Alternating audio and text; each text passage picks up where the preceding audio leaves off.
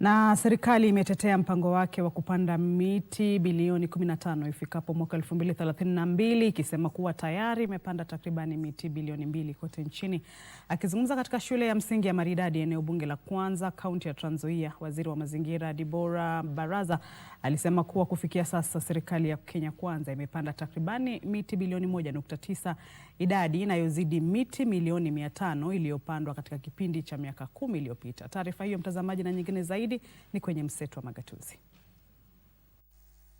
Waziri wa mazingira Deborah Baraza alisema kuwa miti milioni 90 kati ya iliyopandwa ni mikoko ambayo husaidia kuboresha mazingira ya pwani yaliyoharibiwa na kuimarisha juhudi za uhifadhi wa mazingira. Anticipating El Nino, and so there's need to first of all encourage Kenyans to plant or grow more trees during this rainy season.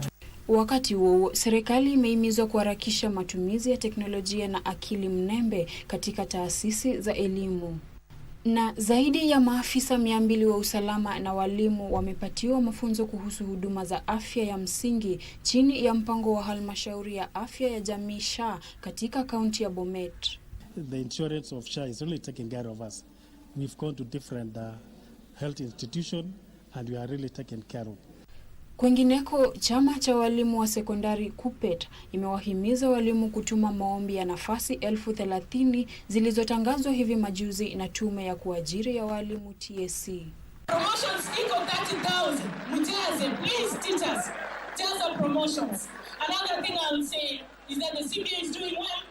Vile serikali imehimizwa kuwekeza zaidi katika miundombinu ili kusaidia utekelezaji wa mfumo wa elimu inayozingatia umahiri CBE katika shule za sekondari ya juu. Tunaposema watoto wetu wanafanya home science, wanafanya agriculture, unakuta infrastructure za career pathways hasitoshi. Ni vema tuanze kutia uwekezaji wetu mwingi kama nchi katika hali ya masomo yetu. Kwa upande mwingine, kampuni ya Browns Plantation nchini Kenya imetoa ufadhili wa masomo wenye thamani ya shilingi milioni 8.3 kwa wanafunzi 39 kutoka kaunti za Kericho na Bomet. Naye seneta wa Nakuru Tabitha Karanja amehoji kuongezeka kwa malimbikizo ya madeni ya kaunti hiyo kutoka shilingi milioni 700 hadi zaidi ya shilingi bilioni 2. There's no development that is going on.